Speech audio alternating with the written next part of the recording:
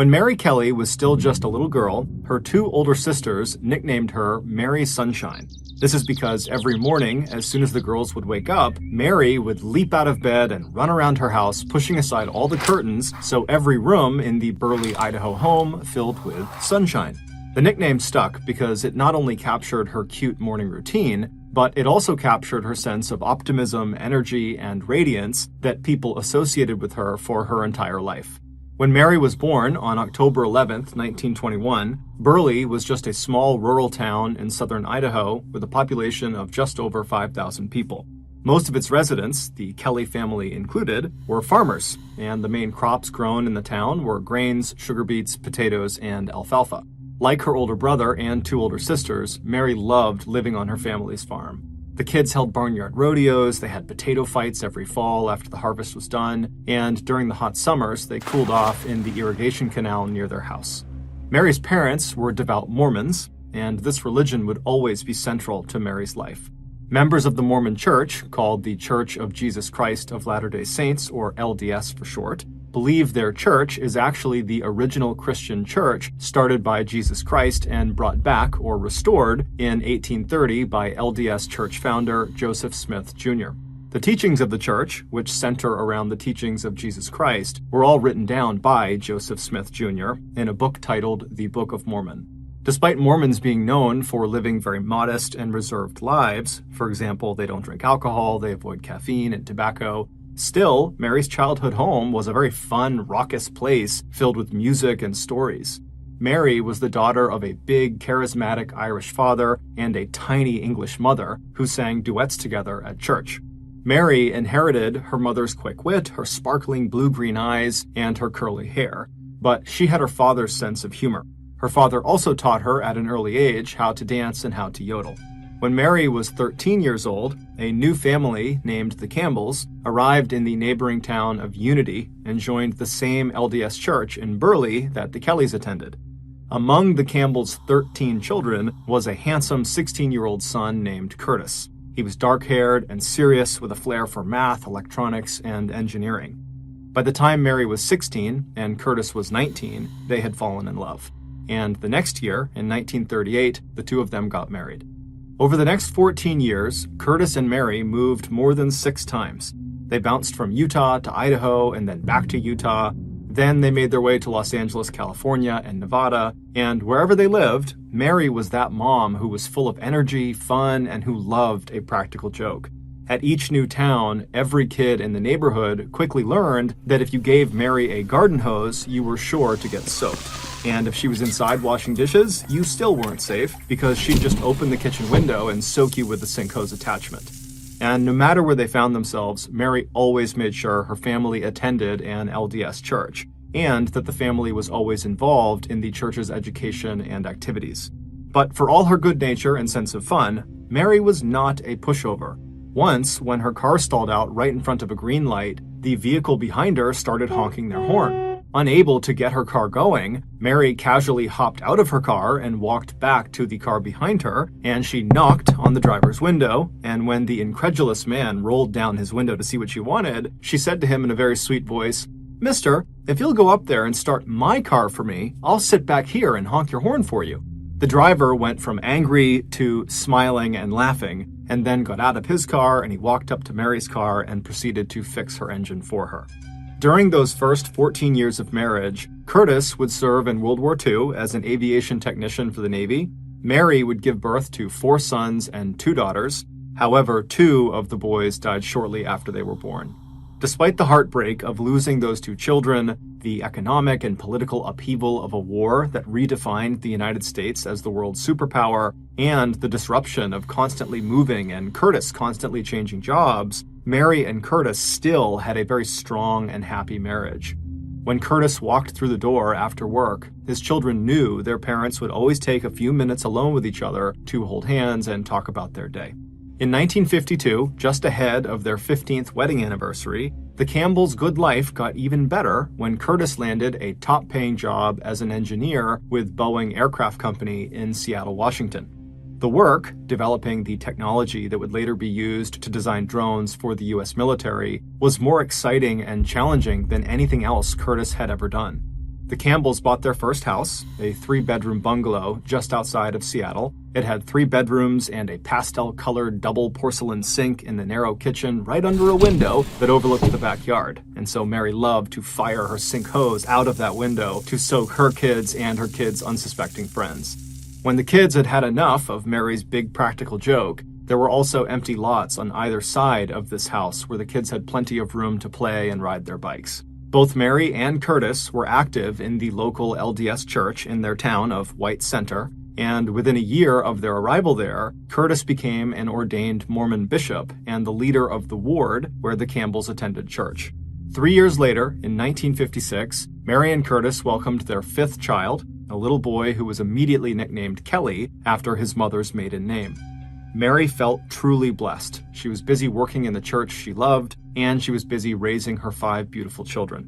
But 2 years later, the Campbells' 20-year-long marriage fell apart. As bishop, Curtis had lots of one-on-one interactions with members of his ward. Often they involved counseling people about their marriages and relationships, as well as giving spiritual guidance. And in late 1957, Curtis began an adulterous affair with a young and strikingly beautiful young woman named Janice, who had come to him for advice about her marriage. Even after church elders stripped Curtis of his bishopship, Mary continued to defend him against accusations and rumors of infidelity. But in 1958, when Boeing reassigned Curtis to McGuire Air Force Base in Trenton, New Jersey, Mary had no choice but to face the terrible truth. Curtis told his wife he did not want her to go with him to New Jersey. Instead, it would be his lover, Janice, who eventually followed Curtis to the East Coast. Mary and her kids were devastated. The perfect life they thought they had was now ruined. Mary packed up her family and moved back to Utah, where her family was, to regroup. In letters to her sister, it was clear that Mary had made up her mind that she'd rather, quote, paddle her boat alone than accept anything less than a committed and faithful marriage. But that didn't mean Mary was opposed to the idea of reconciliation with Curtis. And it didn't take Curtis very long to see the damage he had done to himself and his family. Shortly after she moved to New Jersey with him, Janice left Curtis and went back to her parents' home in Utah, and so Curtis, now all alone, fell into a deep depression. Despite feeling betrayed and hurt by him, Mary was very worried about Curtis. So after nearly a year of being separated, when Curtis began to reach out to Mary and tell her how much he missed their life together, Mary was open to moving with the kids to New Jersey to be with him again. And in the spring of 1959, the Campbell family was reunited. And 1 year later, when Boeing sent Curtis from New Jersey back to Seattle, Mary would bring with them a 6th child, a baby boy, and Curtis would buy Mary her dream home, a big 2-story farmhouse 20 miles south of Seattle.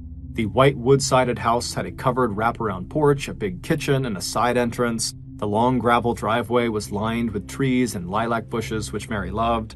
Most of the nearby properties were lettuce farms, and in the spring, the dark, damp fields would be covered in green. The local schools were good, and there was plenty of room for the children to play. And right after they had unpacked in their new home, Mary got deeply involved in LDS church activities. Over the next 2 years, she became the head of her local ward's relief committee. She was also a member of the Church Building Fund Committee, and she was active in Primary, the LDS program that offered religious instruction to kids aged 3 to 12. But Mary had changed. The separation and Curtis's infidelity had taken some of the light out of her nature. It had also made her very sympathetic to the plight of divorced or single women. So in 1960, a year after they were back in Seattle in a little town called Kent, when the ward bishop asked Mary and Curtis to help counsel and support a young single mother who had just joined their ward and didn't know anyone, Mary was very quick to say yes. 26-year-old Thelma Ann Swenson was grateful for Mary and Curtis's help. 10 years earlier, she had moved to Utah from her hometown in England and married a Mormon from Salt Lake City. When the marriage broke down, she moved to Kent in Washington with her 3 young children, but she was just barely scraping by financially. Mary immediately hired Thelma to take care of her 4-year-old son and new baby. Mary would often drop them off at Thelma's trailer home after Mary dropped her 3 older children off at school. This arrangement allowed Thelma to get a much-needed paycheck and it gave Mary more time to spend on church activities when her older kids were at school. As Thelma and Mary became friends, Thelma opened up to Mary and Curtis about problems she was having with her estranged husband. And when Thelma showed up one evening at their house with a bruise on her face, she told them that the injury was the result of her estranged husband hitting her. The Campbells were horrified and urged Thelma to contact them anytime she ever needed anything or anytime she ever felt like she was in danger. From that point on, Mary always made sure to invite Thelma and her kids to every holiday dinner just so that they wouldn't be alone a couple times a year. On the morning of Wednesday, March 8th, 1961, so roughly 1 year after Mary and her family had moved back to Seattle to the town of Kent, Mary was up early as usual, cooking breakfast for her kids and making bologna sandwiches for their bagged lunches. It was a cool 51 degrees Fahrenheit outside and very cloudy. When Mary looked out the window, she was just happy to see that at least it wasn't raining. By 8:30 a.m., Mary had all the kids packed into the family's Plymouth station wagon. The first real baby car seats wouldn't be invented until the next year, so Mary just made sure the kids used their seatbelts, and she settled the baby, Russell, in the front passenger seat. Just before 9 a.m., she dropped her 3 older children, Scott and Janelle and Patty, off at school. She told her older daughter, 11-year-old Janelle, that Thelma would be picking up the girls after school and taking them to primary, their after-school church instruction program, but that she, their mom, would come get Janelle and Patty after primary and bring them home for dinner. Scott was 13 years old, which meant he didn't go to primary anymore as the age cutoff was 12, and at the age of 13, his parents had allowed him to begin walking home after school on his own.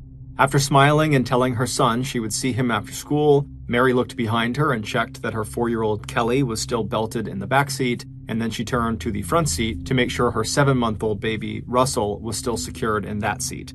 Then Mary looked one more time at her older kids as they walked into the school building, and then she pulled away from the curb out of the parking lot and headed for her church, where she had 2 meetings that day.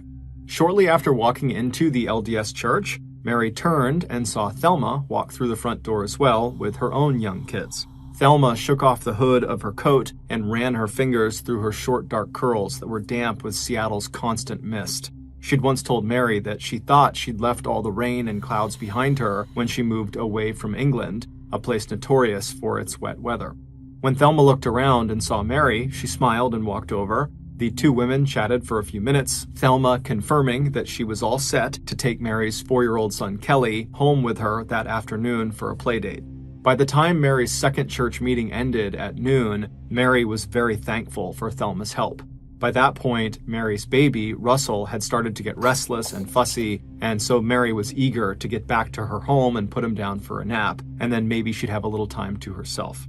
It was about 12:30 in the afternoon when Mary drove up the long gravel drive to her house, parked the car in the detached garage, and let herself into her house through the side door, which led directly into the kitchen. Talking quietly to baby Russell, she walked without stopping through the kitchen and down the hallway past the door to the combination powder room and bathroom and into the dining room. Once there, she put down her purse on the dining room table and settled Russell into a small crib they had in the dining room. She gave him a kiss, then covered him with a thick cotton blanket. Still dressed in her coat, Mary decided to stop at the powder room to freshen up before going back to the kitchen. And so she turned around and began walking back down the hallway that she had just come in on, and then about halfway down, she turned left to go into the powder room bathroom. But as soon as she turned, she stopped right in the doorway, and then she screamed, because a man she had never seen before in her life was standing right in front of her in the powder room bathroom.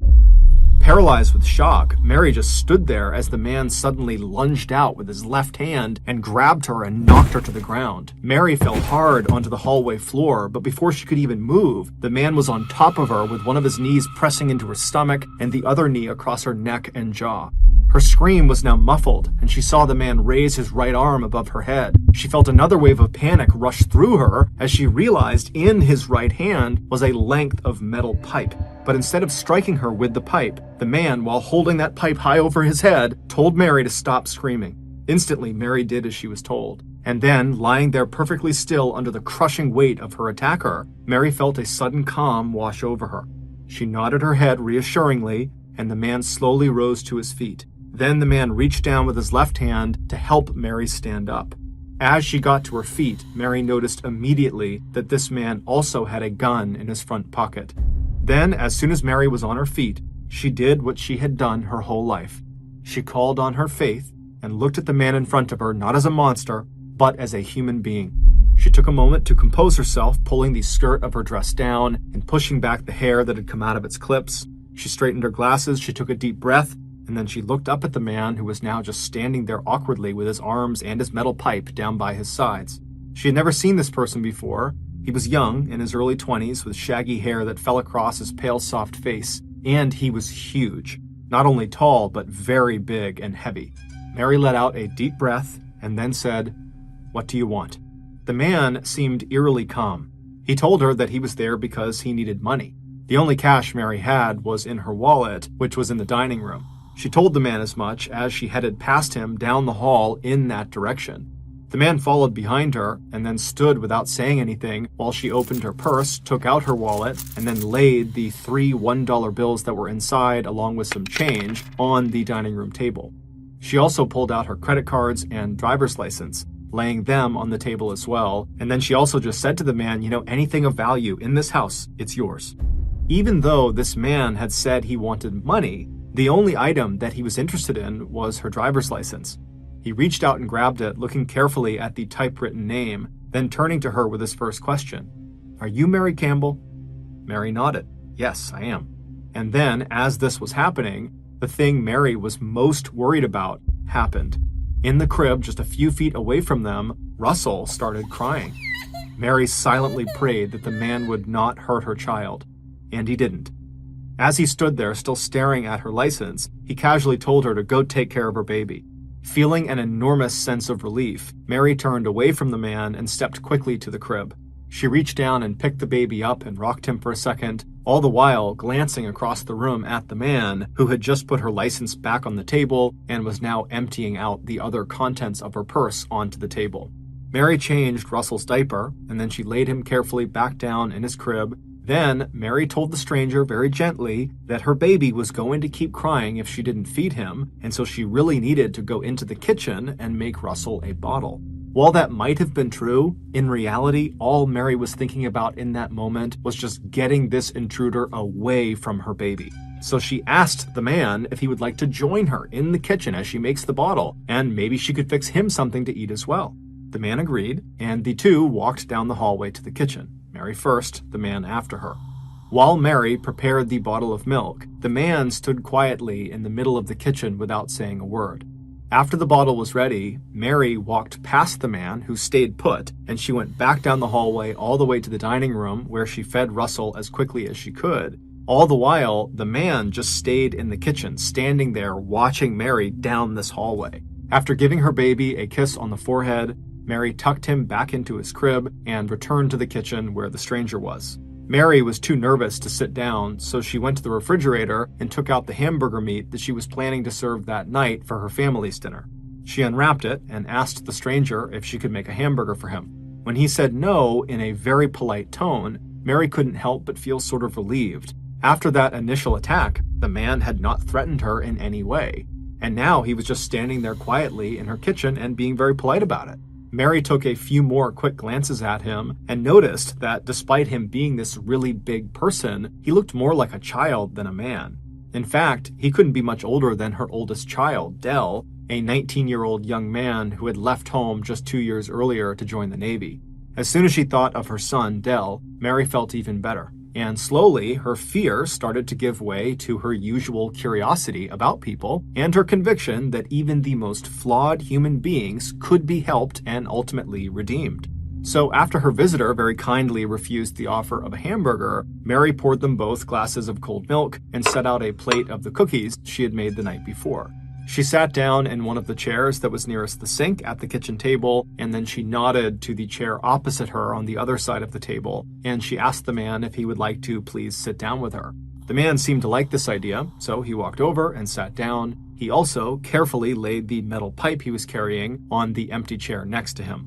Once they were both seated at the kitchen table, Mary reached for a cookie and took a bite, and then pushed the plate in his direction. As he took a cookie off the plate, Mary asked him, why had he tried to rob her?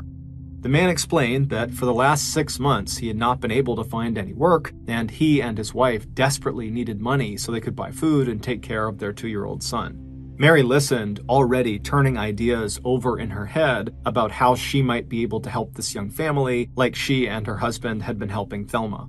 When there was an opening in the discussion, Mary gently encouraged the stranger not to rob her, that was the easy way out, and something he would likely regret. She then told him he should consider opening himself up to prayer and also to asking for help and guidance. They chatted for a few more minutes over the milk and cookies. Then suddenly, the man asked Mary if she would like to go upstairs with him and see what he had done to her house. She couldn't tell if he was proud of what he did or if he felt bad and just wanted to show her. Clearly, there was something off about this man, but he didn't seem like he wanted to hurt her, and she didn't want to make him angry again, so she said, okay, and together they headed up the stairs.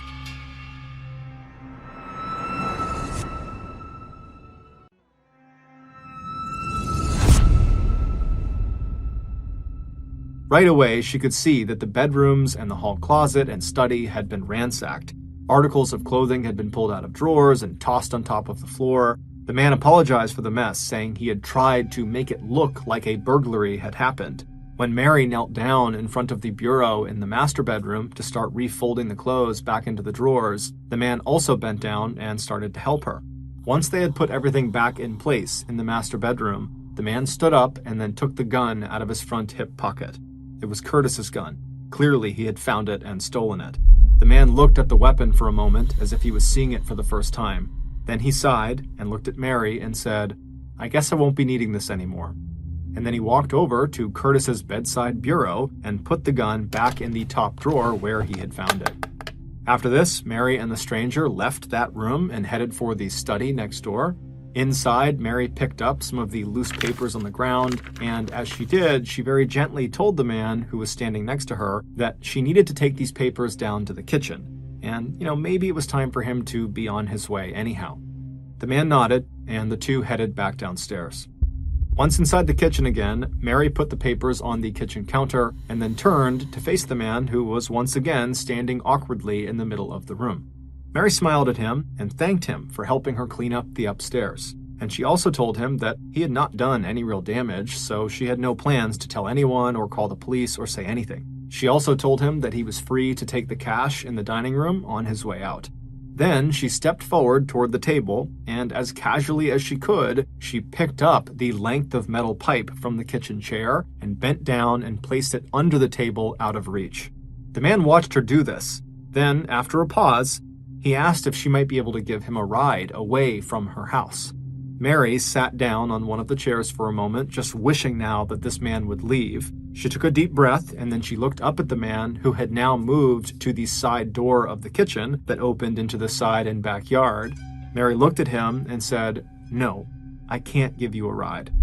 Then Mary stood up and walked over to the door with him and pointed through the window on the door to an outside white gate on the edge of their property. And she told him that if he went through that gate and crossed a wooden plank that led over a stream and into the woods, that no one would see him leaving.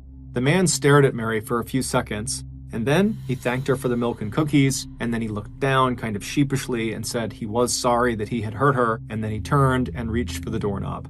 Mary felt a flood of relief wash over her. She immediately began running over the crazy story she would tell Curtis that night when he came home and they sat together on the couch in the living room talking about their day. Later that same afternoon, Thelma arrived at the schoolyard to pick up Mary's daughters, Janelle and Patty. Scott, happy he had aged out of primary religious education classes, had already started the walk home to his family's farmhouse. There was barely enough room in Thelma's old car for the two girls. They had to squeeze in alongside their little brother Kelly, as well as Thelma's kids who were ages 7, 5, and 3. Janelle was annoyed when Thelma said that she would be back in about an hour or so to pick them up, not their mother. Apparently their mom had called Thelma to arrange a last-second swap because their mom was tied up with something.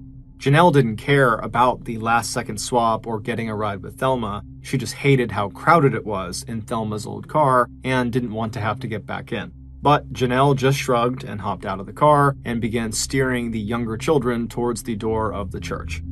Sure enough, about an hour later at 5 p.m., Thelma was waiting outside for the kids, and all 6 of them piled into her tiny car. But instead of Thelma turning south towards their farmhouse, Thelma drove north.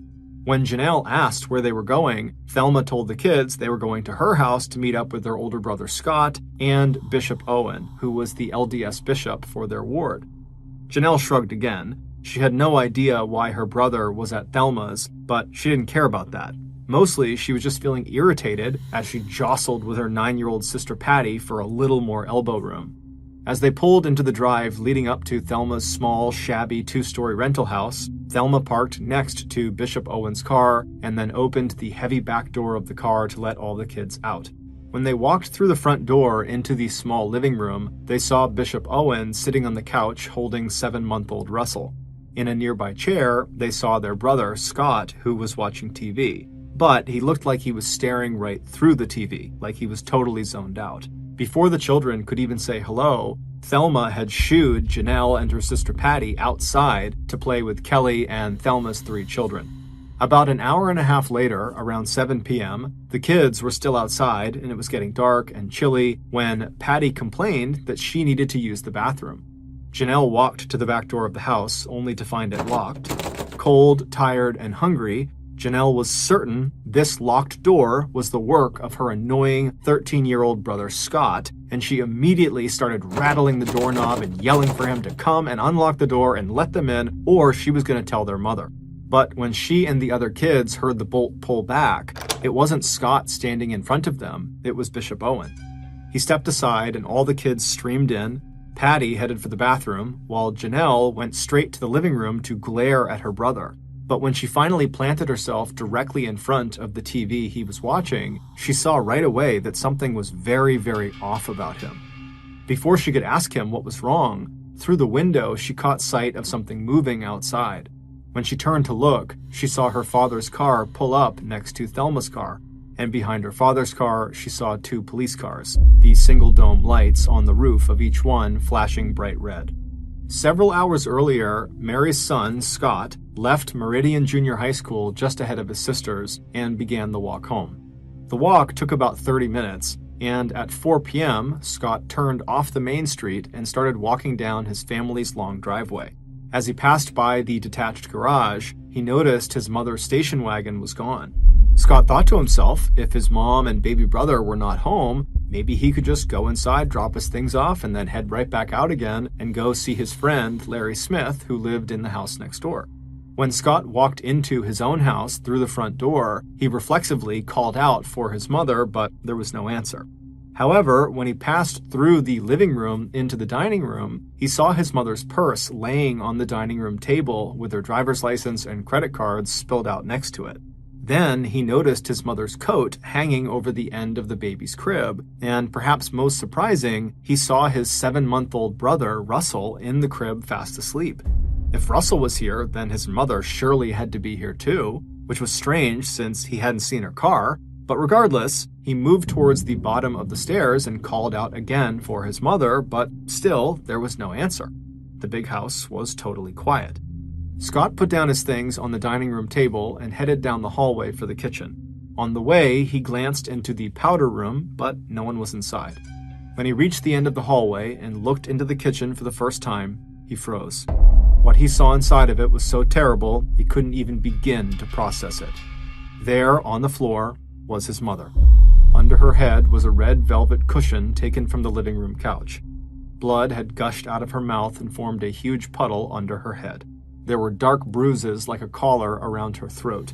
Her blood-soaked, dark red hair looked black. Her eyes were wide open and staring, and her glasses were on the floor next to her. Scott started backing away. He knew without being told that his mother was dead.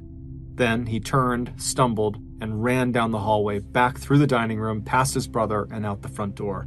Once outside, he ran along the pathway behind his house to his friend Larry's house. Bursting through their back door, Scott found Larry's mother and frantically explained what he had just seen in the kitchen.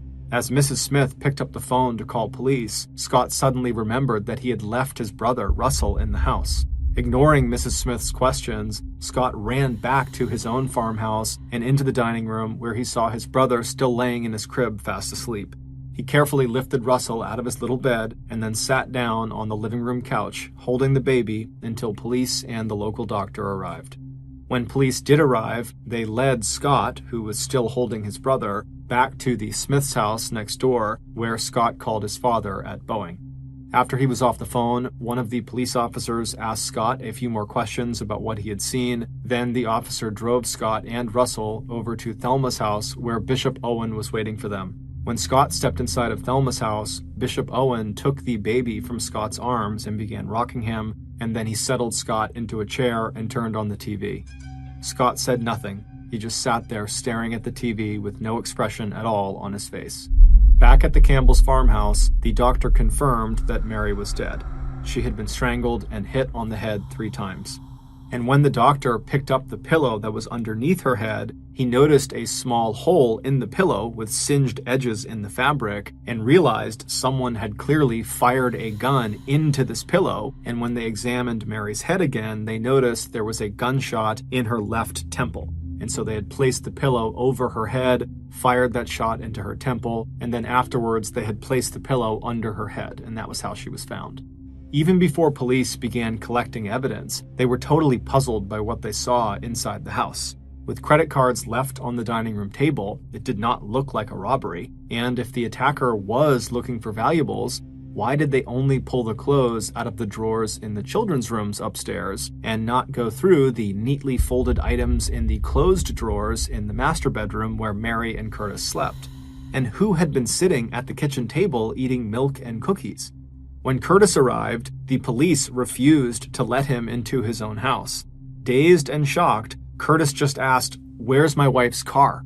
And immediately, when police saw it was gone from the garage, they sent out a description of the car over the police radio in case the killer had used it to escape.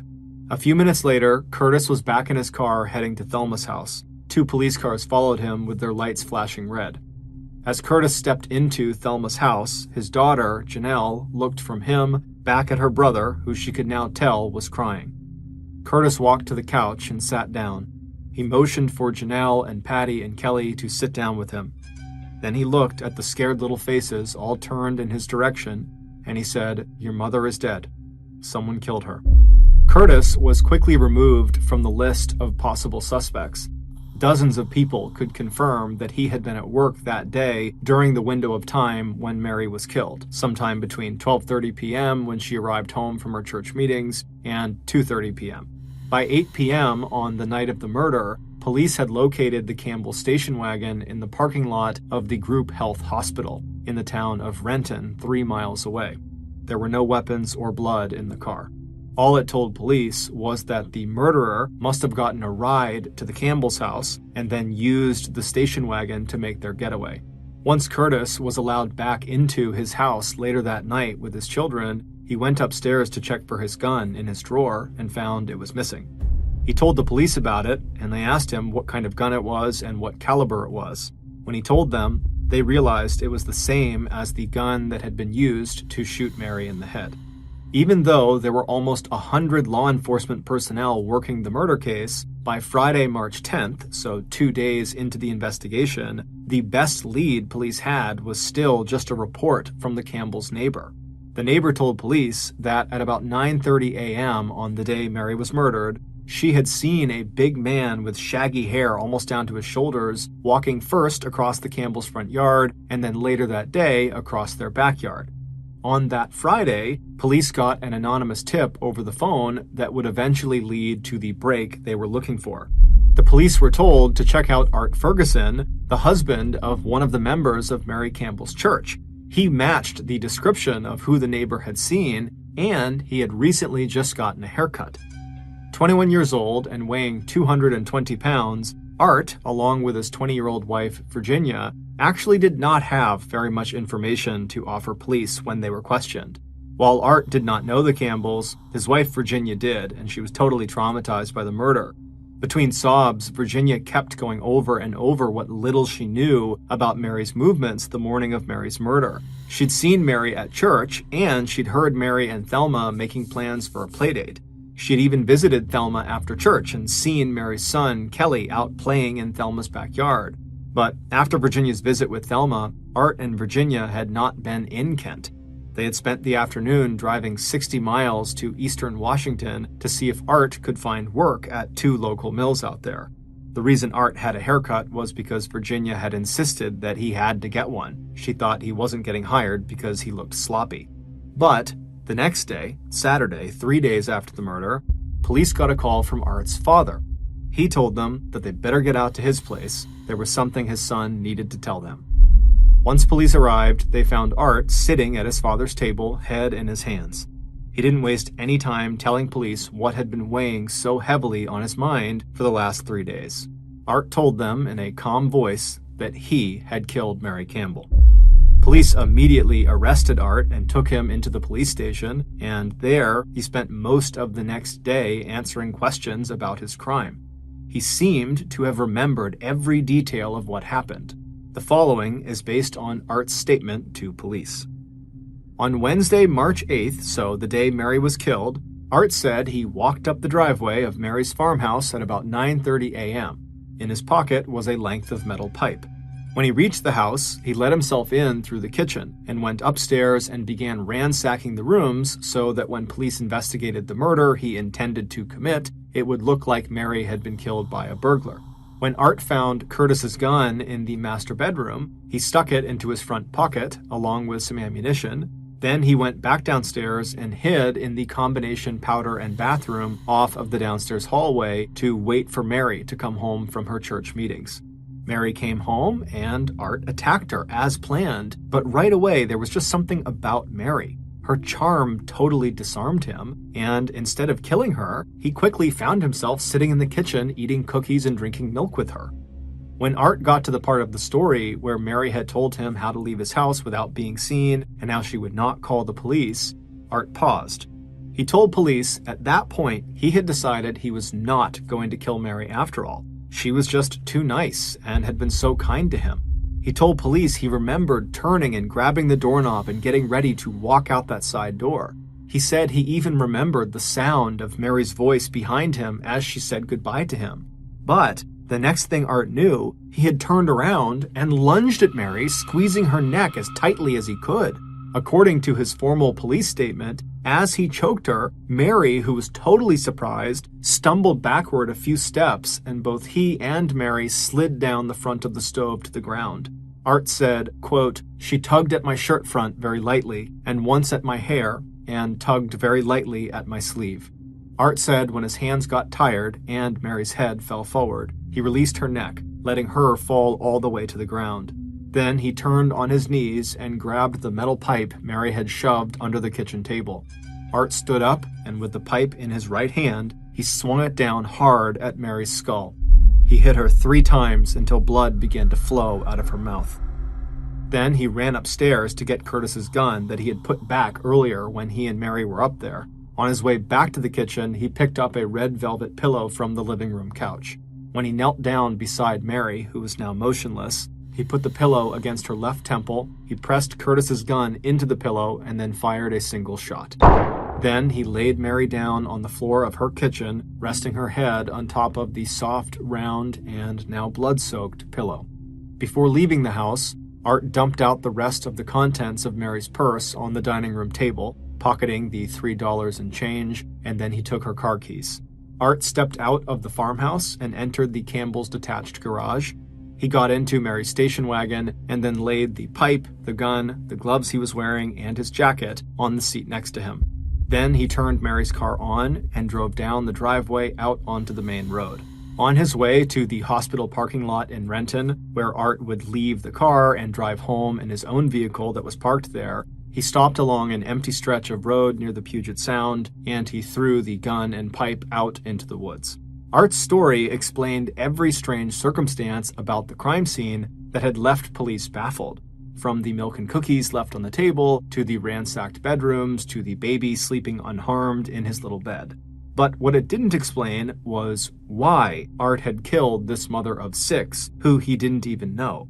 Art's bizarre answer to that question would lead the police to another person, the person police would accuse of being the real mastermind behind this murder. On March 8, 1961, the morning of the murder, While Mary was busy dropping her kids off at school and then heading for her church meetings, Art was waiting next to his car in the parking lot of the hospital in Renton, about 3 miles away from Mary's farmhouse. At exactly the agreed-upon time, an older model car pulled up next to him and idled for a minute as Art opened the passenger door and climbed inside. The driver of the car asked Art if he was ready to go and whether he needed to take one more look at the map. Days earlier, the driver had made a hand-drawn map showing a detailed layout of the Campbell's farmhouse. Art had been told to memorize it, along with the usual route that Mary Campbell took through her house when she came home with her baby. Art was feeling nervous and thought looking at the map again might calm him down. The driver handed him the piece of folded paper.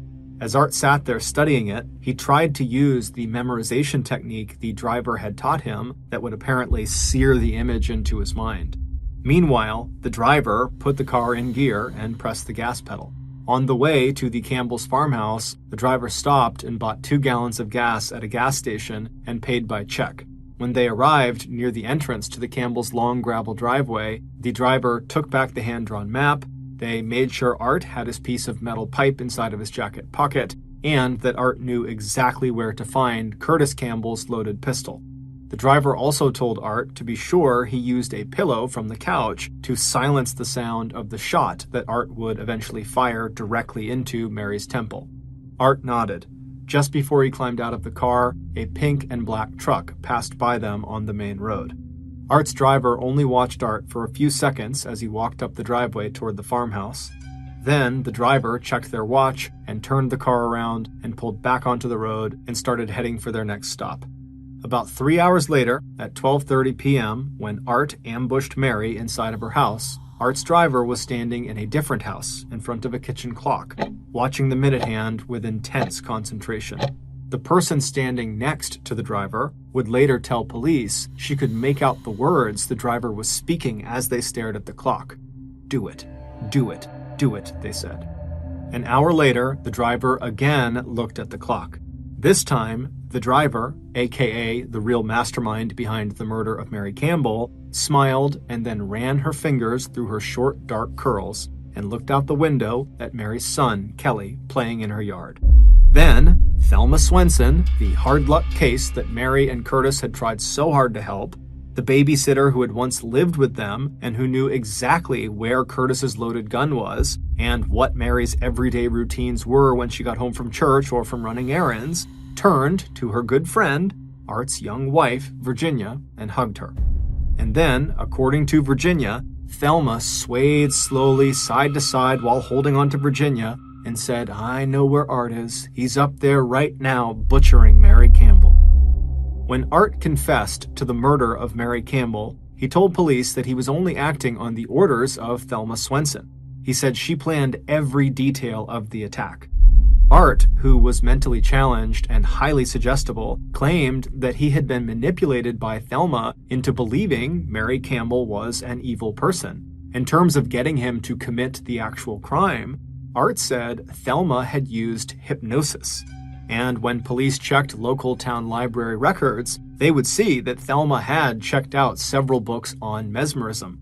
Art accused Thelma of basically putting him into a trance and then literally walking him through every step he followed once he was inside of Mary's house. Police would later find a copy of that hand-drawn map of the Campbell's farmhouse in Thelma's house. The gas station attendant who took Thelma's $2 check on the morning of the murder, and later the driver of that pink and black truck that had passed by, would both confirm that they saw Art in Thelma's car the morning of the murder. According to Art's wife, Virginia, Thelma had drawn her into the plot as well. Virginia told police that Thelma had met with both her and Art and asked them how they would go about killing someone and not getting caught. It was through these conversations she was having with Art and with Virginia that Thelma began to put together a plan to murder Mary Campbell. Virginia claimed that Thelma had even made her and Art rehearse how Art might strangle Mary using a length of electrical cord, with Virginia playing the part of the victim. But after Art had actually attacked Mary in her home, he told police that he genuinely had decided he was not going to kill Mary after all. It was like he had come out of his trance and he saw her for the person she really was, this really wonderful person. But, he said, after he turned to actually leave the house, he fell back under Thelma's control again. And then the next thing he knew, he was standing there in the kitchen with his hands around Mary's neck. It would turn out Thelma had a history of psychiatric problems and had been hospitalized twice. Once following a diagnosis of schizophrenia, a mental illness that can cause episodes of psychosis, delusions, and paranoia. Her estranged husband, who had never physically abused Thelma, would also testify that she was a pathological liar. According to Art and Virginia, far from being grateful to Mary for her help and support, Thelma had developed a deep hatred of Mary. She blamed Mary for the breakup of Thelma's own marriage, which didn't really make any sense, but she did, and even claimed that her estranged husband was the father of Mary's 7-month-old baby, even though the baby had been born in New Jersey before the Campbells had even met Thelma. Police also investigated the possibility that Thelma was becoming obsessed with Curtis and saw Mary as an obstacle to Thelma pursuing that relationship. For his part, Curtis had already begun to suspect that Thelma was mentally unstable and that she was using makeup to fake the bruises that she claimed were the result of her estranged husband's physical abuse. For these reasons, in the weeks leading up to Mary's murder, Curtis had told Mary that they really should break off their friendship and involvement with Thelma. However, Mary wouldn't hear of it. She believed Thelma needed them and Mary did not want to abandon her. On September 23, 1961, just 6 months after Mary's murder, both Art Ferguson and Thelma Swenson were found guilty of first-degree murder and sentenced to life in prison. But that was not the end of this murder case. 2 years later, on June 6, 1963, the Washington Supreme Court overturned the conviction against Thelma and ordered a new trial for her. 5 months later, a new jury would acquit Thelma of all charges. While the court denied Thelma's request for custody of her 3 children, Thelma would go on to marry again and have a second set of 3 children before divorcing her second husband and taking those 3 children with her.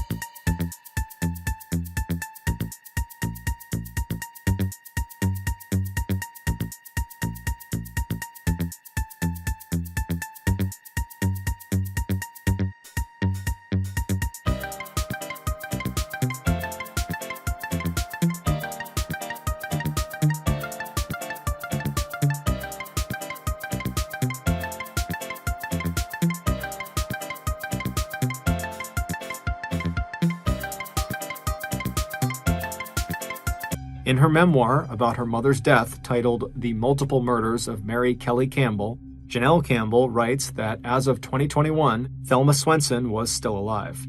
Out of deference to Thelma's family, the author does not include any details about Thelma Swenson's current life or location.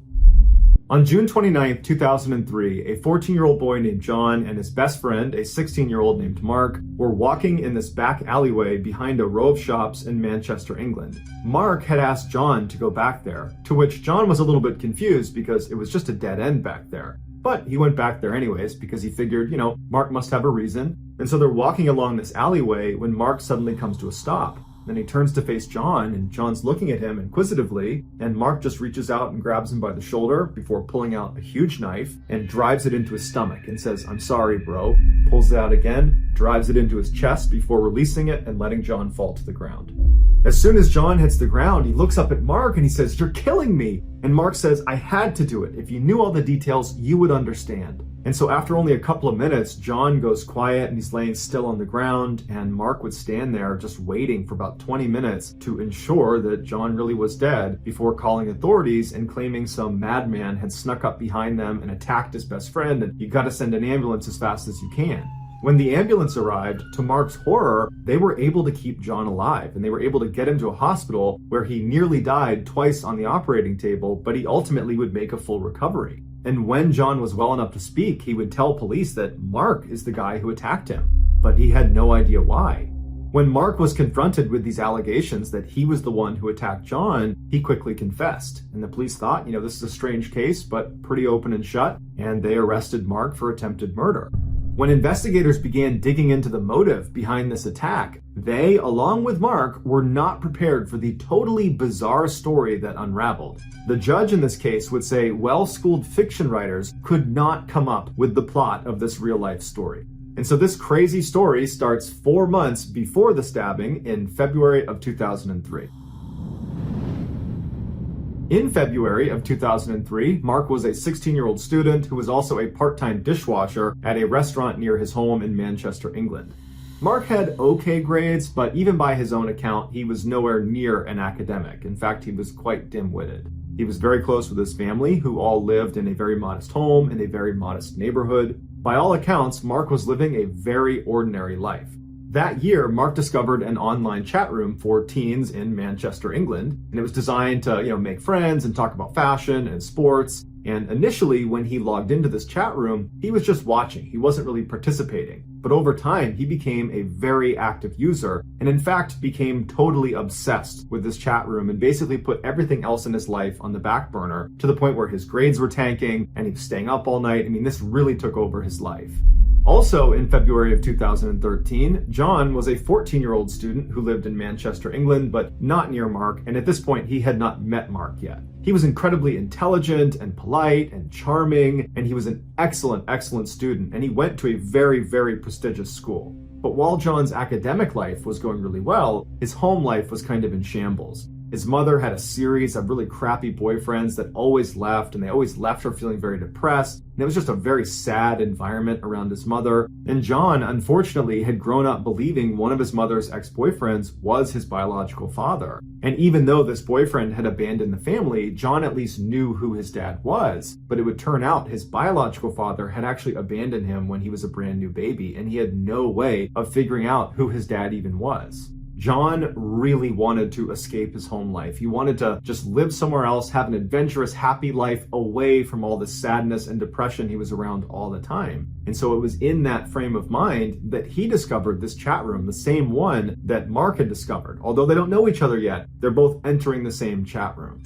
John's initial interest in this chat room was not nearly as high as Mark's was. Mark pretty much immediately became obsessed with being in this chat room. John was a little bit more reserved, but his mom purchased a laptop for him, which suddenly gave him 24/7 access to this chat room, and he found himself going on there all the time, to the point where he was staying up all night and even skipping meals just so he wouldn't have to leave his screen even for a few minutes.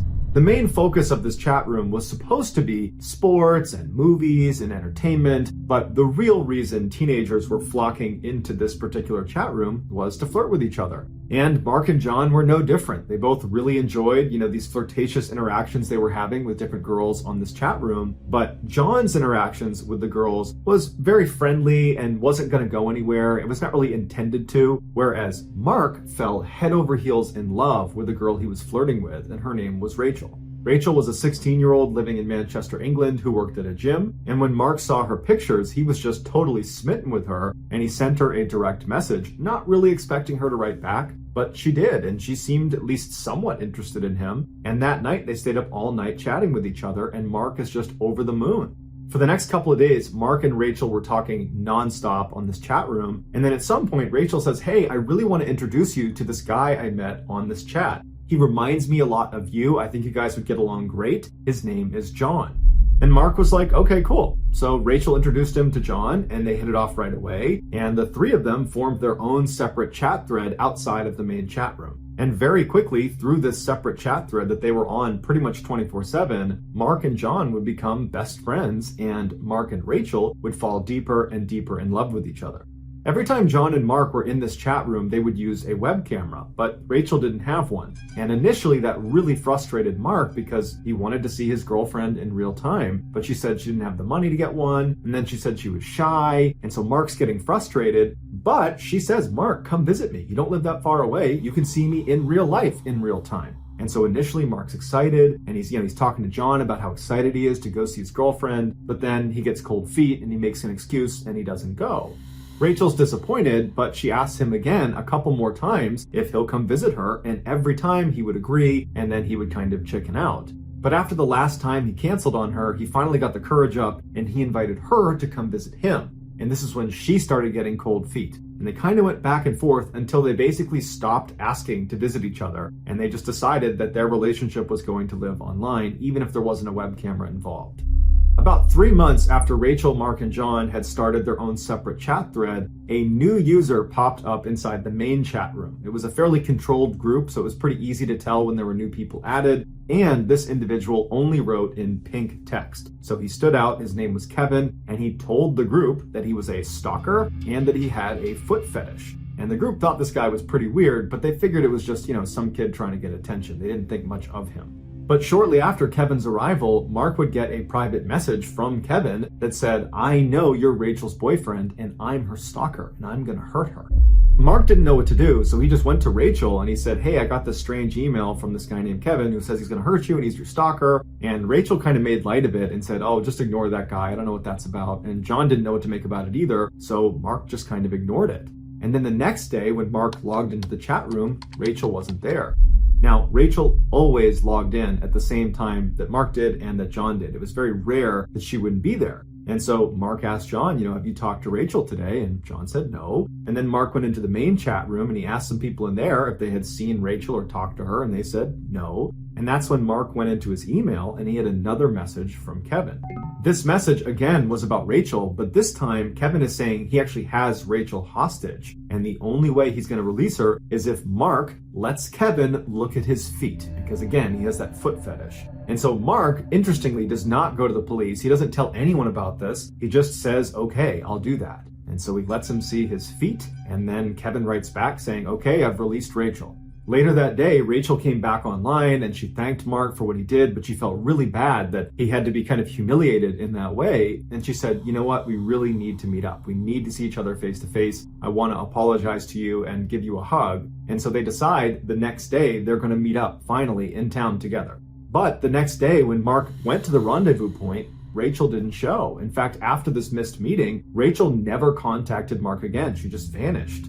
When Mark got back to his computer, he asked John, "Have you talked to Rachel?" And he said no. And again, he went into the main chat room and he asked around and no one had heard from Rachel. And then a couple of days later, after just continued silence from Rachel, and Mark's really upset about this, he notices a rumor being passed around in the main chat room about how apparently one of the members of this chat room abducted and killed another member of the chat room.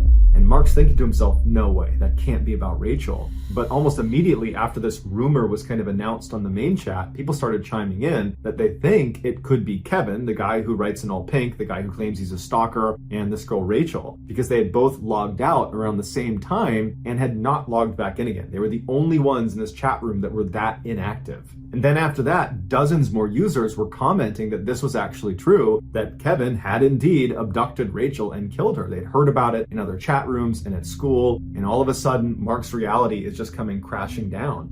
And he feels so guilty that he probably could have done something to stop this, and he didn't. But then interestingly, even though Mark was devastated, just crushed by what has happened, he just continued to log into the chat room and acted like nothing had happened. And John picked up on this strange behavior and began kind of delicately asking him, are you doing okay? But Mark made it clear he did not want to talk about it. And over time, the rumor about what happened to Rachel and Kevin just kind of left the chat room, and it just seemed like people moved on, including Mark and including John. Over the next month, John and Mark's relationship really strengthened. They continued to speak in that private chat, now missing Rachel, so they were only interacting with each other in there, and they even began meeting up in person and hanging out in real life. About a month after Rachel's disappearance, a new person popped up in the main chat. It was a woman. Her name was Janet, and she wrote in all capitals, and she reached out to Mark. And she said to Mark that she was a mother of two, she was married, she was 44 years old, she was a real estate agent, but secretly, she was a spy for the British Secret Service. And in fact, she was the third most powerful person in all of Britain, and she was contacting Mark because she was sent to recruit him. She told Mark if he agreed to work with her, not only would he become an agent like her, he would become fabulously wealthy, and he could be her boyfriend. Now, of course, to an adult, this sounds preposterous and sounds like an obvious scam. But you gotta remember, Mark at this time was extremely vulnerable. He's just lost his girlfriend under very suspicious circumstances, but no matter how it happened, she's gone and he's still grieving her loss privately. And he's just not a very bright person, so he's kind of primed to be taken advantage of. And she was promising him all the things he wanted in life: status, money, romance. And so even though he didn't necessarily believe everything Janet was saying, he wanted to believe her, and so he went along with it. He did not tell John about his interactions with Janet, perhaps signaling that he didn't fully believe it and was maybe embarrassed to give away details, but we don't know. As soon as Mark told Janet he was prepared to work with her, she made him swear an oath through the chat and then told him he would need to go to London for initiation, where he'd be meeting the Queen, amongst other dignitaries and officials. At this point, Mark asked a couple of qualifying questions, namely, how would I explain to my mom that I was just going to suddenly leave for a couple of days in the middle of the week and miss school? I have to give her a reason for that. And she would say, your mother will be looped in on this process. In fact, once you go to London for initiation, we'll be in touch with her, giving her progress reports on how you're doing, and you'll have 2 opportunities every day to call her. Feeling satisfied that this was in fact legitimate, he told Janet, okay, when do you want me to go? And she said, well, there's a caveat. You have to pass a series of tests before you're going to be allowed to go to initiation. This is where Janet explained to Mark why he specifically was being recruited. She said his friend, John, was actually not named John. His real name was James Bell, and he was a very, very important person, but she couldn't say why until he passed his first test. And so Mark's very confused by this, and he says, okay, well, what's the first test? And she says, well, you need to demonstrate you can protect your friend, James Bell. And so I want you to escort him from his school to his dentist appointment tomorrow. You're going to be his bodyguard for 1 day, but you can't let him know you're his bodyguard. He can't know that you know his real identity. So if you can do that successfully, when you get back, I will explain to you why he is so important. At this point, Mark is very committed to this, so he says, yep, I'll do it. He reaches out to John that day and he says, hey, can we hang out tomorrow? And John tells him, yeah, but I have a dentist appointment right after school, so maybe after that. And Mark says, oh, don't worry, I'll tag along for your dentist appointment. And John's like, great, I could use the company. So the next day, Mark meets up with John, aka James Bell, and he walks with him from his school to his dentist appointment, and he doesn't notice anything suspicious, so he doesn't need to do any bodyguarding duties. And after the dentist appointment, the 2 of them just go to a mall and they spend the rest of the day together.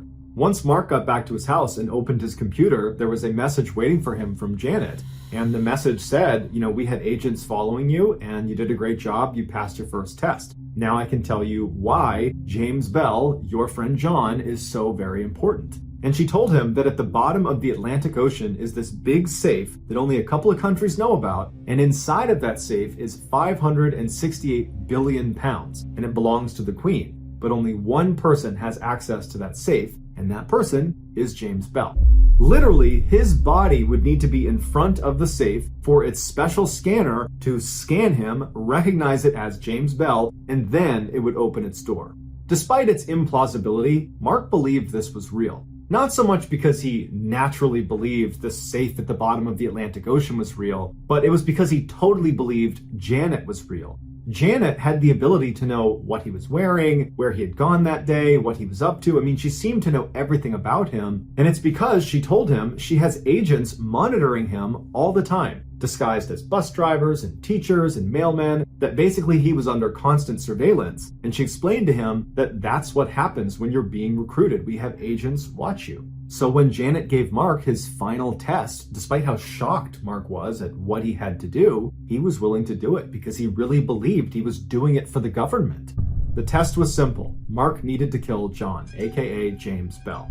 And she explained to him that James Bell actually had an inoperable brain tumor and he was going to die any day. And if the wrong country found out about this, they could steal his body after he died and they could use his body to gain access to this safe. And so we need to preemptively end his life, take control of his body, and get that safe open. She told Mark if he completed this test, he would move on to the initiation phase in London where he would meet the Queen and he would get his first paycheck of 80 million pounds and he would officially become Janet's boyfriend. Mark is in so deep at this point, he is fully committed and he says, yes, I'm prepared to do this. And she says, okay, your new name is Agent 47695 and you need to go buy a large knife. She said there was going to be an abort code for this test, which was going to be 6969, and if at any point he hears anybody say that to him on the day he's supposed to carry out this attack, that means it's off and do not do it. So on June 29, 2003, around 11 a.m., Mark and John, aka Agent 47695 and James Bell, met at a bus station in Manchester. Mark took John down the alleyway that Janet had instructed him to go down to commit the stabbing, and she had assured him she would be one of the first people to arrive on scene. She would be dressed as a detective, and she would ensure he did not get arrested. And so once he was in position, Mark turned around, grabbed John by the shoulder, pulled out his knife, said he loved him, and then began stabbing him. When the police arrived, Janet was not there, and Mark, after giving his statement about what happened, was asking the police officers, when's Janet gonna be here? And no one knew what he was talking about. After John survived the attack and said Mark was the one who attacked him, Mark would tell police, you gotta find Janet. She's the one who can explain what's going on here. But Janet never arrived because Janet didn't exist. Neither did Rachel.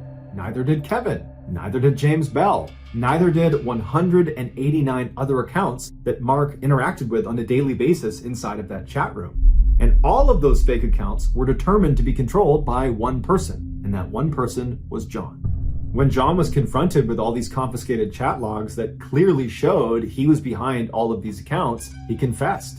John said he never entered this chat room in order to do any of the things he did or, to manipulate Mark. He said when he joined, he just saw a picture of Mark and was kind of in love with him and wanted to get closer to him but didn't know how. So he created Rachel in order to get closer to Mark, but then became jealous of Mark's love of Rachel. So he killed off Rachel using Kevin, and he didn't expect Mark to believe it. He thought he would pick up that this is all made up when he's involving this stalker that's abducting and killing Rachel. But when he saw Mark totally believed it, John realized, wow, Mark's pretty gullible. I wonder what else I can get him to believe. And before long, he created Janet, who had complete control over Mark. And originally, John was using Janet to make Mark spend more time with John. He was going to be the bodyguard of James Bell, which was really John. When John started to feel guilty about what he was doing to Mark, he realized there was no good way out of this without kind of exposing himself and definitely losing his friendship to Mark, something that in a weird way he really, really cherished. And so he decided that the only way to end this was for him to die. And that's when he had Janet flip the script from protect James Bell to kill James Bell. And even on the day where he was going to get attacked, he had given that abort code. So maybe some part of him thought, I don't necessarily want to go through with this. But he never used the abort code. He was literally prepared to die to protect that relationship with Mark. Mark might have had suspicions that something was up with Janet or even Kevin or Rachel, but he never suspected John was behind any of these accounts. He learned about this betrayal when they were in court, and John is confessing once again to being behind all of these people that Mark had been interacting with. Apparently in court, when Mark is hearing this for the first time, he was just standing there, mouth open, just completely dumbfounded that he's hearing this. And then he would say afterwards, I've been such a fool. Mark was convicted of attempted murder, but he only spent 8 months in jail, and then he was given a 2-month probationary period where during that time, he could only go on the internet with supervision, and he wasn't allowed to enter into any chat rooms. John was convicted of inciting his own murder, which no one else has ever been charged with, so this is a first. And he was not given any jail time, but he was given 3 years of probation, where in that time, he was not allowed to use the internet without supervision, and he also was not allowed to enter into any chat rooms. And both boys were told they had a permanent restraining order on the other. So for the rest of their lives, they will never interact.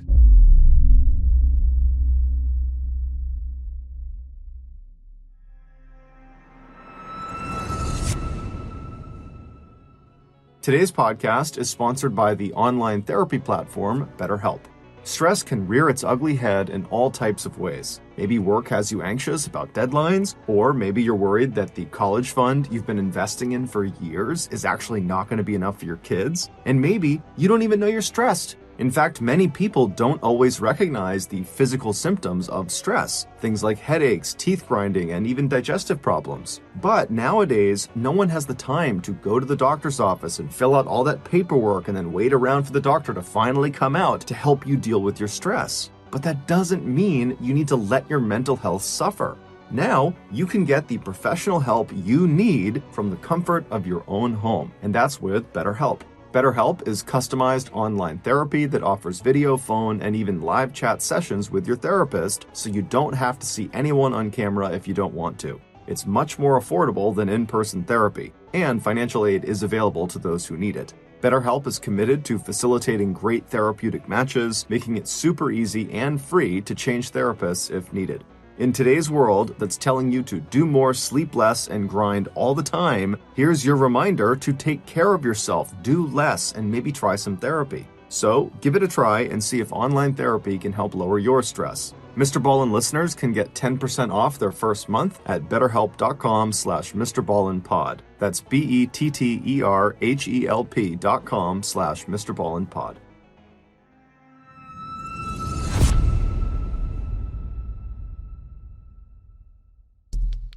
The next and final story of today's episode is called The Old Man's Secret.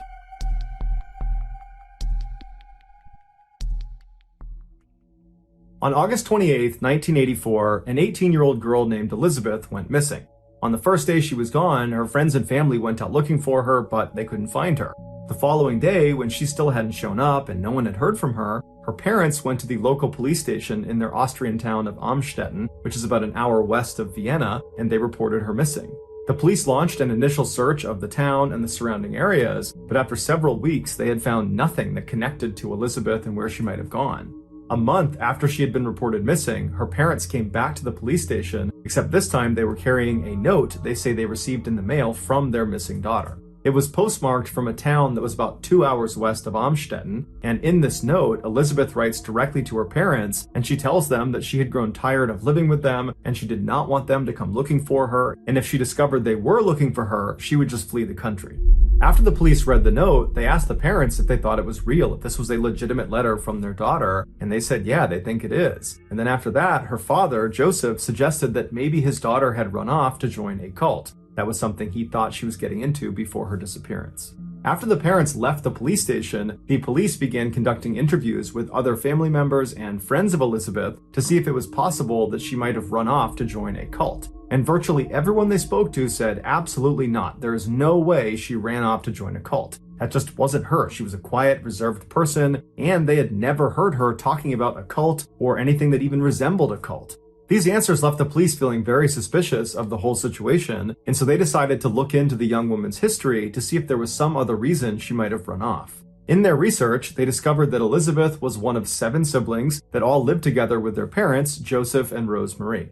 Joseph was a successful electrical engineer and real estate developer who was well liked and respected in town, and Rose Marie had gotten married very young at the age of 17, and she had stayed home to take care of the kids. By all accounts, from the outside looking in, they were a very ordinary family. But as the police began to dig deeper and deeper into their history, they discovered there were some big problems behind closed doors.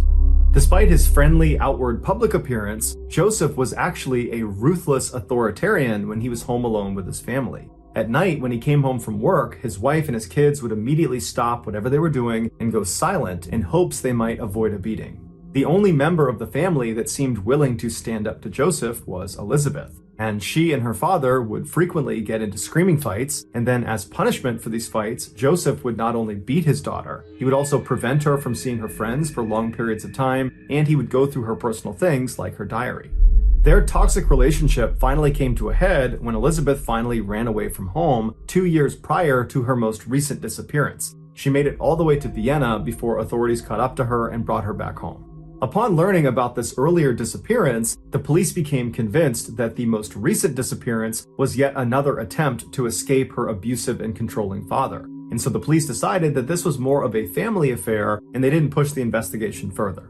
A year went by, and neither the police nor her family heard anything from Elizabeth, and so her case was closed. But 24 years later, a seemingly unconnected event broke her case wide open. On April 19, 2008, a 19-year-old named Kirsten was rushed to the hospital in Amstetten. Her skin was so pale it looked almost transparent, she was unconscious and suffering from seizures as well as lung and kidney failure. The doctors were able to stabilize her by putting her into a medically induced coma, but after running a litany of tests, they couldn't figure out what was causing her to have this medical condition, and so they were not able to treat her effectively. They assumed it had to be some sort of genetic condition, so they put her name into the medical database, but nothing came up. Her name wasn't listed. And so this was very perplexing because everybody's name was in this database. And so they took her name and they ran it in other medical databases, and her name didn't show up in any of them. And so totally confused by this girl who seemingly didn't exist, who was exhibiting symptoms of a condition none of the doctors had seen before, the doctors decide they have to speak to the guy she showed up with, an older man who was out in the waiting room. When the doctors approached him, he said he was Kirsten's grandfather, but beyond that, he offered virtually no new information. In fact, he was aggressive and rude and dismissive, and anytime they asked him questions, he would answer as minimally as possible. And when the doctors really fixated on whether or not Kirsten had some underlying medical condition, he would not give them an answer. He would just dismiss it and say he didn't know anything, but it was the doctor's impression that he did know something, he just didn't want to tell them. And this behavior shocked them because they're thinking the information he has could potentially save his granddaughter's life. Why wouldn't he want to give it to us? And so after this disastrous interaction with the grandfather, the doctors decide to get the police involved. There were just too many red flags not to. When the police arrived, they were surprised to find out that this older man in the waiting room was none other than Joseph, the father of the still missing girl, Elizabeth. The police asked Joseph, "What's going on here?" And he tells them that earlier that day, he had opened his front door of his house, and lying on his front step was a girl he had never seen before. It was Kirsten, and there was a note laying on her from his missing daughter, Elizabeth. In the note, Elizabeth writes to Joseph directly and tells him, "This girl here is Kirsten, and she is my daughter, so she's your granddaughter, and she's sick, and I can't take care of her. Can you and Mom take her to the hospital?"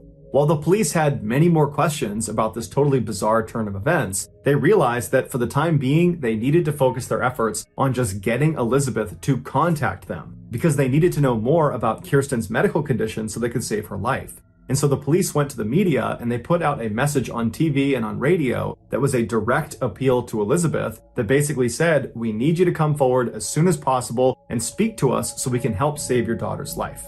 And all the messages worked, because a week later, Elizabeth, along with her father Joseph, showed up at the hospital where Kirsten was staying. When doctors asked, Joseph did not get into detail about how he actually located Elizabeth. He simply said he found her and now she wants to see her daughter. The doctors noticed that Elizabeth, who was supposed to be in her early 40s, looked like she could easily be in her 60s. Her hair was completely white and her skin was so pale it was almost transparent, just like they had noticed about her daughter's skin. And so after they checked in, Joseph and Elizabeth made their way to Kirsten's room, and the pair went inside, and the doctors that were in there would say that Elizabeth looked terrified. She was hunched over and kind of slouched down, and she wouldn't make eye contact with any of the doctors. And as she was standing there looking at her terribly sick daughter, the doctors began asking her, "Do you know of any underlying health problems your daughter might have that might help us treat her more effectively?" And Elizabeth was so scared she couldn't even talk. And at some point, the questions became too much for her, and she just turned around and walked out into the hall with Joseph. And once they got out into the hall, the police were waiting for them. They had been tipped off as soon as the doctors saw Joseph and Elizabeth come into the hospital. Elizabeth and Joseph were detained and brought to the police station, where they were put in 2 separate rooms to be interviewed. They first interviewed Elizabeth, and initially, just like in the hospital room, she was totally mute and didn't say anything. And for 5 hours, the police grilled her with questions. Where had she been for the last 24 years? What happened to Kirsten? Did she have something to do with her illness? And they kept reminding her throughout these 5 hours that if she never gave them any information, and God forbid something were to happen to Kirsten, she, Elizabeth, could be held criminally liable. And so eventually Elizabeth, in a very small, meek voice, said, "Okay, I'll tell you the story, but you have to promise me I never have to see my father, Joseph, ever again." When she said this to the police, they could tell she was so scared that they said, "Okay, fine. You never have to see your father again. We'll make sure of it. Now tell us what happened." After that, Elizabeth clutched her hands, she took a deep breath, and then she told them one of the most horrifying stories they had ever heard. A story so disturbing that it would make headlines all around the world for months. It all began 24 years earlier on August 28, 1984, the day Elizabeth went missing.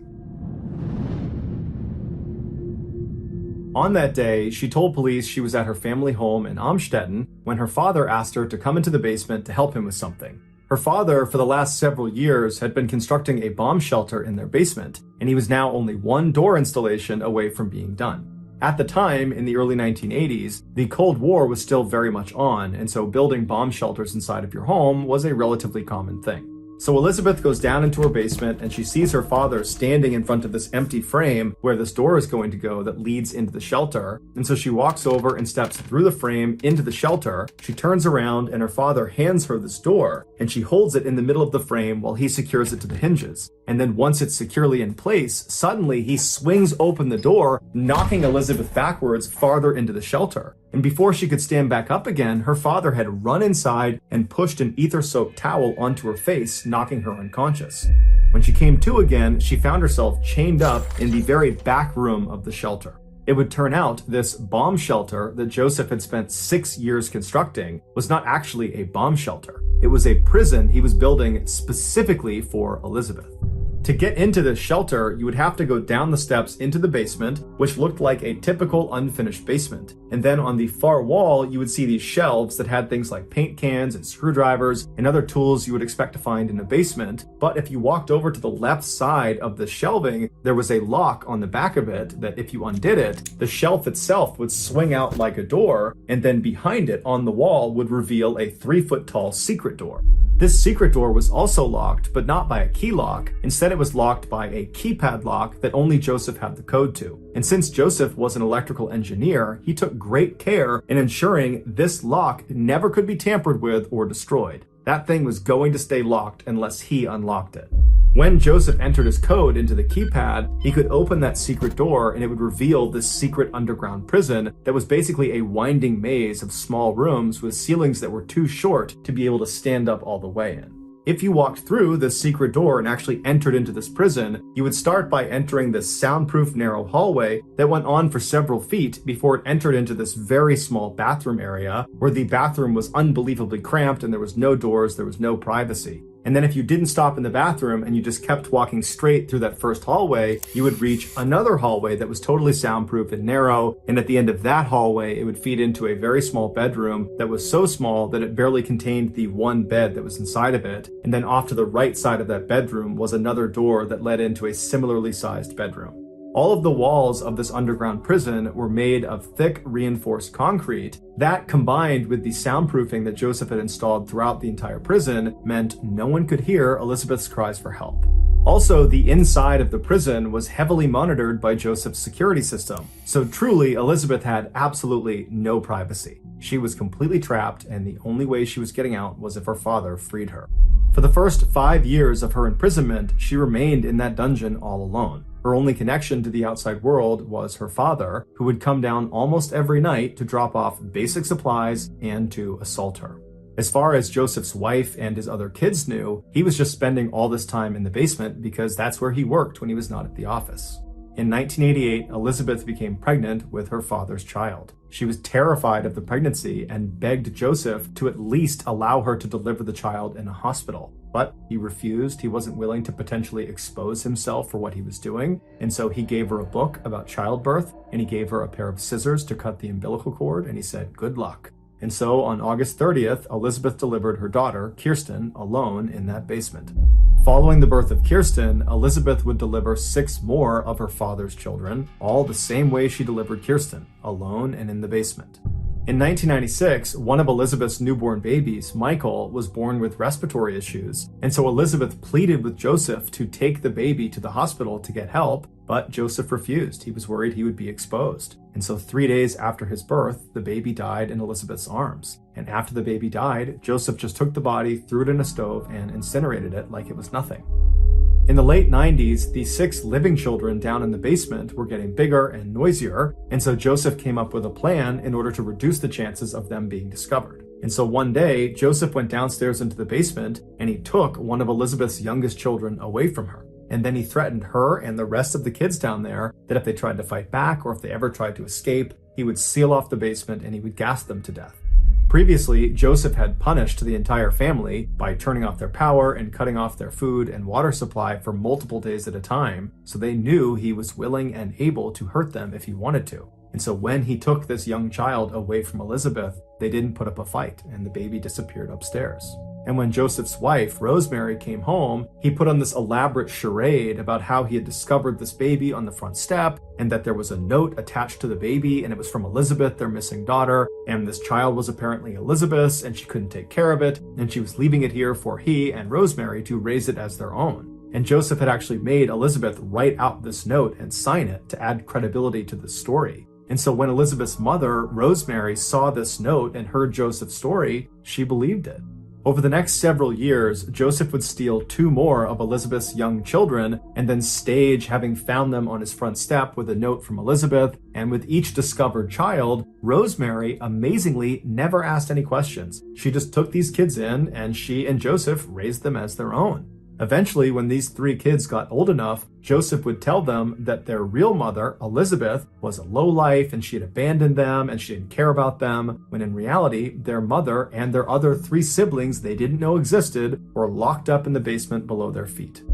Initially, investigators believed all of these children Joseph had with Elizabeth were all mistakes, but it would turn out that was not the case. Joseph would admit that the reason he initially imprisoned Elizabeth was because he wanted to completely control her. He wanted to own her. And so he decided that if he could just impregnate her as many times as possible and make her have all these kids, even if she eventually got out of the prison, no man would want her. She had too many kids, and so she would remain his property.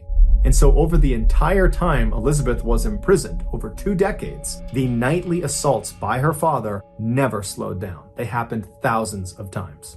But despite the horrific and tragic circumstances surrounding each of her children's births, she loved her children unconditionally and would spend all of her time doing her best to educate them and care for them. The 3 children that remained with her, that were not taken by Joseph, she taught them how to read and how to write. And when Joseph had given them a TV and a radio to keep down there, she would use those 2 items to try to teach her kids about the outside world, and she would promise them that someday they would get to experience it for real. Finally, in 2008, so 24 years after Elizabeth had originally been captured by her father, her oldest daughter, Kirsten, becomes extremely sick, and Elizabeth convinces Joseph to bring her to the hospital. And 1 week later, Joseph's heinous crimes were revealed to the world. Once police found out about the secret prison, they rushed to the house and they went downstairs and they used the codes and instructions that Joseph had given them, and they went inside and they freed the last 2 remaining children that were still there.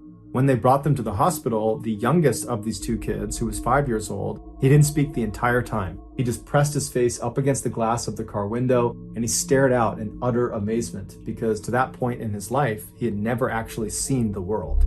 After those 2 kids were brought to the hospital, they were reunited with the other 3 siblings that had been taken away from them years ago to live upstairs with Joseph and Rosemary. And apparently the reunion was very emotional and the kids were extremely happy to see each other. And then a couple days later, Kirsten would come out of her coma and she too would have a chance to be reunited with all of her siblings.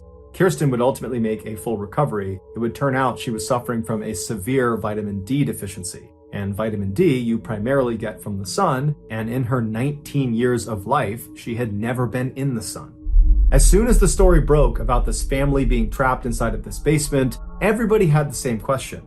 How could Elizabeth's mother, Rosemary, not know what was going on in her basement? But the police had the same suspicions about Rosemary, and they investigated her and they ruled her out. And they said she's not at fault here, she's a victim too. She had been so badly abused by Joseph that she lived in fear of him. And so when he forbade her from ever going anywhere near the basement, she listened. And if she ever heard any strange sounds coming out of the basement, or if she ever suspected any strange behavior by Joseph, she kept those thoughts to herself because she was scared. It's also worth noting that in those 24 years that Elizabeth and her kids were trapped in the basement, Joseph had over 100 people rent out a room inside of his house that was right over the basement. And in those 24 years, not one of those tenants ever said Joseph was acting strangely or complained about strange noises coming from the basement. However, one tenant who was there for a 4-year stretch had a dog with him the whole time, and every night the dog at some point would suddenly stand up, its ears would prick up, and it would start growling like it heard or it saw something. And at first, this tenant would try to see what the dog had seen or heard, but after never seeing anything, he would always just dismiss the dog when it did this at night. Later on, when that tenant figured out what was actually happening inside the house while he was there, he realized his dog was most likely hearing the faint sounds of the family that was imprisoned right below him. After a year of therapy and rehabilitation, Elizabeth and her 6 kids were given new identities by the Austrian government, and they were sent off to a secret location to start their lives over. As such, there's virtually no information about how they're doing today. However, anonymous sources have come forward and said the family has successfully reintegrated into society, and they are all leading relatively normal and happy lives. As for Joseph, he was quickly given a life sentence, and today he is one of the most hated people in his prison due to the nature of his crimes. He is so hated that in 2016, when he was out in general population, he was attacked by other inmates and had several of his teeth knocked out. And so now prison officials are worried if they leave him in general population, he'll be killed, and so he spends virtually all of his time in solitary confinement. He will be eligible for parole in 2024 when he is 89 years old.